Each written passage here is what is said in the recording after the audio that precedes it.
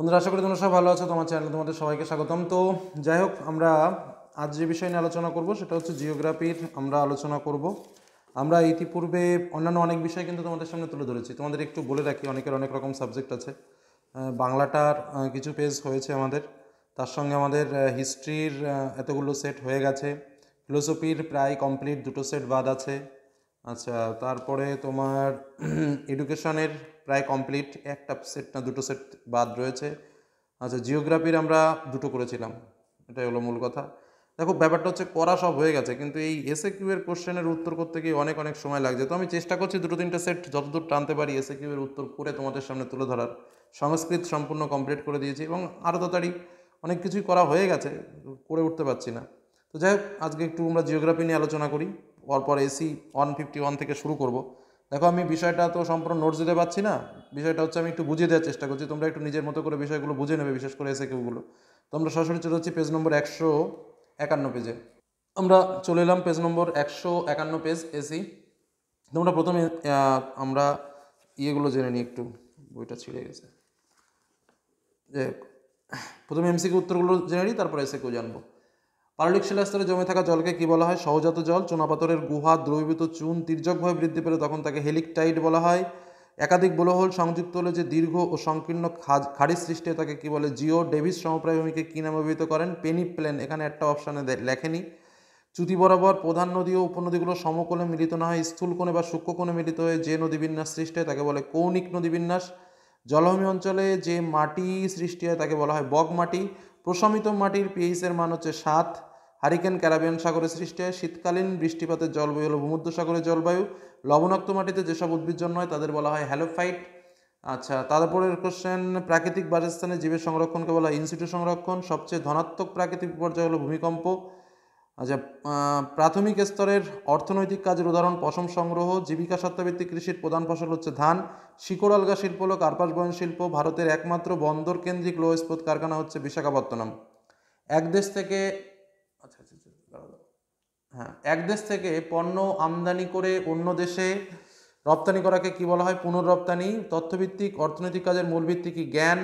কোনো দেশের সম্পদের তুলনায় জনসংখ্যা কম হলে তাকে কি বলে? জনস্বল্পতা বলা হয়। মরুদ্যানে প্লায়া হ্রদকে ঘিরে যে বসতি সৃষ্টি হয় তাকে এখানে অ্যাকচুয়ালি যে প্লায়া হ্রদকে ঘিরে যে বসতি লাভ করে তাকে কিন্তু এই যে জলবিন্দু বসতি কিন্তু অনেকে লিখবে, কিন্তু অ্যাকচুয়ালি কিন্তু এই ধরনের বসতিকে নীহারিকা বসতি বলা হয়। ঠিক আছে, যদি প্লায়াকে কেন্দ্র করে গড়ে ওঠে, এটা কিন্তু একটু বুঝতে হবে। পরবর্তী কোশ্চেন, তাহলে উত্তর কিন্তু নীহারিকা বসতি হবে। ঠিক আছে, এটা কিন্তু মাথায় রাখবে। তোমাদের যেটা একটু বলে রাখি, তোমরা এখানে জলবিন্দু বসতি করবে। ঠিক আছে, তোমরা নীহারিকা বসতি করবে না, কারণ তোমাদের নীহারিকা বসতি সিলেবাসে নেই। নীহারিকা বসতি হচ্ছে অ্যাকচুয়ালি কুণ্ডলাকার, একটা কুণ্ডলের আকৃতির যদি সৃষ্টি হয় তখন তাকে নীহারিকা বসতি বলে। যেহেতু মরুদ্যান রয়েছে এবং মরুদ্যানে তোমাদের জলবিন্দু বসতি সিলেবাসে রয়েছে, সেহেতু তোমরা জলবিন্দু বসতিই করবে। ঠিক আছে, কারণ এই দুটো প্রায় একই। নীহারিকা বসতি কী জেনে রাখো, এটা তোমাদের সিলেবাসে নেই। যদি কুণ্ডলীকৃত হয়, কুণ্ডল মানে হচ্ছে ঘটি, ঘটি চেনো তো, এরকম হচ্ছে ঘটি বলে, সেই ঘটির মতো যদি দেখতে হয় তখন তাকে বলা হয় হচ্ছে নীহারিকা বসতি। তো সেই জায়গা দাঁড়িয়ে নীহারিকা বসতি হয়, কিন্তু এখানে যেহেতু আমাদের সিলেবাস অনুসারে চলবে সেহেতু এটা জলবিন্দু বসতিটাই বলাটা বেটার।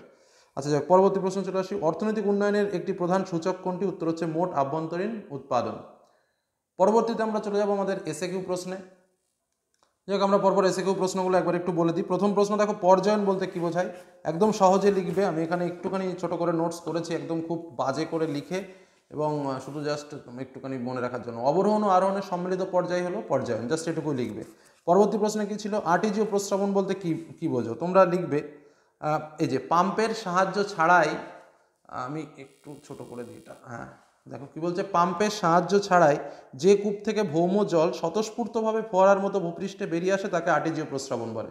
ঠিক আছে, পরবর্তী প্রশ্ন দেখো কি রয়েছে। স্টাক কি? অ্যাকচুয়ালি আমি লিখেছি, তো আমার একটা ছোট ছেলে আছে, সে এবার এই খাতাটার উপরে খুব দাগিয়েছে, বুঝতে পারলে? তো আমি উদ্ধার করে দিচ্ছি।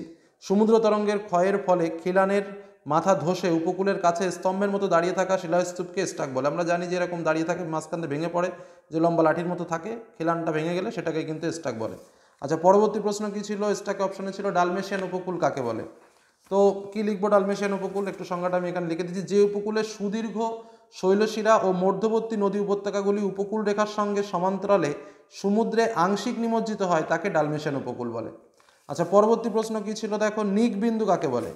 তো কি রয়েছে, নদীর পুনর্জীবন লাভের পরে, কারণ নিকবিন্দু কি হবে, নদী যেতে যেতে হঠাৎ করে পুনর্জীবন লাভ ঘটবে, এই যে পয়েন্টটা, এই পয়েন্টটাই কিন্তু নিকবিন্দু। আমি এর আগেও একটা প্রশ্ন বলেছি। তাহলে কী হবে, নদীর পুনর্জীবন লাভের ফলে নদীর দৈর্ঘ্য বরাবর যে স্থানে মৃদু পুরাতন ঢাল ও নতুন খাড়া ঢালের সংযুক্তি গঠনজনিত খাঁজ তৈরি হয়, সেই খাঁজকে কিন্তু নিকবিন্দু বলা হয়।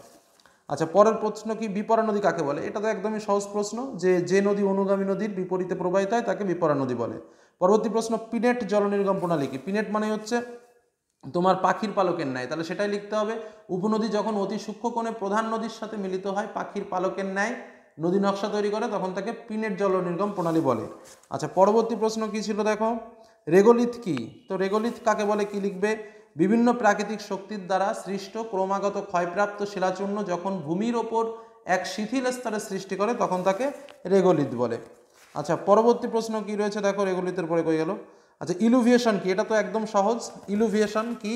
মৃত্তিকার খনিজ ও জৈব পদার্থের অপসৃত অংশসমূহের নিচের স্তরে সঞ্চয় হওয়াকে ইলুভিয়েশন বলে। আচ্ছা, তারপরে কি কোশ্চেন ছিল, নিমজ্জিত ভাসমান জলজ উদ্ভিদ কাকে বলে? কি লিখব, যে সমস্ত উদ্ভিদ জলের মধ্যে সম্পূর্ণ নিমজ্জিত অবস্থায় ভাসমান থাকে তাদের নিমজ্জিত ভাসমান জলজ উদ্ভিদ বলে, যেমন ঝাঁঝি, লেমন। আচ্ছা, পরবর্তী প্রশ্ন কি ছিল, জেট বায়ু প্রবাহ কাকে বলে? কি লিখবে, সমুদ্রপৃষ্ঠ থেকে 10 থেকে 12 কিলোমিটার উচ্চতায় ট্রোপোস্ফিয়ারের ঊর্ধ্বসীমায় প্রবল গতি সম্পন্ন বাতাসকে জেট বায়ু প্রবাহ বলে। পরবর্তী কোশ্চেন কি, ITCZ কি? উত্তর কি লিখবে, উত্তর পূর্ব আয়নবায়ু ও দক্ষিণ পূর্ব আয়নবায়ু যেখানে মিলিত হয় তাকে ইন্টারট্রপিক্যাল কনভারেন্স জোন বলা হয়। পরবর্তী প্রশ্ন, জীববৈচিত্র্যের উষ্ণ কেন্দ্র বা হটস্পট কাকে বলে? কি লিখবে, যে অঞ্চলে এমন কিছু জীব প্রজাতি দেখা যায় যা পৃথিবীর অন্য কোনো অঞ্চলে আর দেখা যায় না এবং সেই অঞ্চলকে দেখা যায় না এবং সেই অঞ্চলকে জীববৈচিত্র্যের উষ্ণকেন্দ্র বলা হয়। ঠিক আছে, বা এর থেকে আরও একটা সহজ সংজ্ঞা হয়, যে অঞ্চলে জীববৈচিত্র্যের সবথেকে বেশি প্রজাতি বেশি রয়েছে সেই অঞ্চলকেই জীববৈচিত্র্যের উষ্ণকেন্দ্র বলে, তাতেও কিন্তু ভুল হবে না। আচ্ছা, পরের কোশ্চেন কি রয়েছে, গ্রিন ডেটা বুক কি? কি লিখবে, যে তালিকায় অবলুপ্তির বিপদ থেকে মুক্ত জীব প্রজাতি সমূহের উল্লেখ থাকে তাকে গ্রিন ডেটা বুক বলা হয়।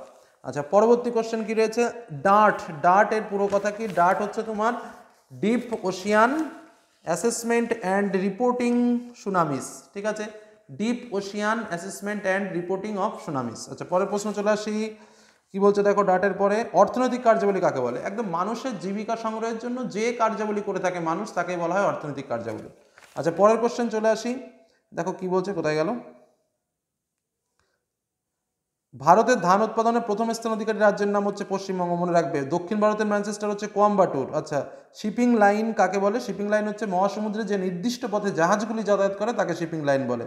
আচ্ছা, জনসংখ্যা অভিক্ষেপ কাকে বলে? লিখবে একদম সহজ কথায়, বর্তমান জনসংখ্যার জন্মহার, মৃত্যুহার, বয়স্কিঙ্গ কাঠামো প্রভৃতির ওপর নির্ভর করে ভবিষ্যৎ জনসংখ্যা সম্পর্কে পূর্বানুমানই হলো জন অভিক্ষেপ। বোঝা গেল কি বললাম? তো আর পরবর্তী কোশ্চেন, কলকাতার সহযোগী পরিপূরক বন্দর কোনটি? উত্তর হচ্ছে হলদিয়া। তো যাই হোক, তোমাদের বলে রাখি, আমি ভেবেছিলাম 3টে পেজ করব, কিন্তু এই মুহূর্তে 3টে পেজ করা আমার দ্বারা সম্ভব হচ্ছে না। তার কারণ আমার হঠাৎ করে একটু সমস্যা হয়েছে, যান্ত্রিক গোলযোগ হয়েছে, যে কারণে আমি এই মুহূর্তে ভিডিওটা স্টপ রাখছি। অর্থাৎ আমরা পেজ 151 পর্যন্তই কমপ্লিট করছি, এর পরের ভিডিওতে আমরা পরবর্তী বিষয়টা আলোচনা করছি। ঠিক আছে, তো আজকের মতো এই মুহূর্তে এখানেই শেষ করলাম। ধন্যবাদ।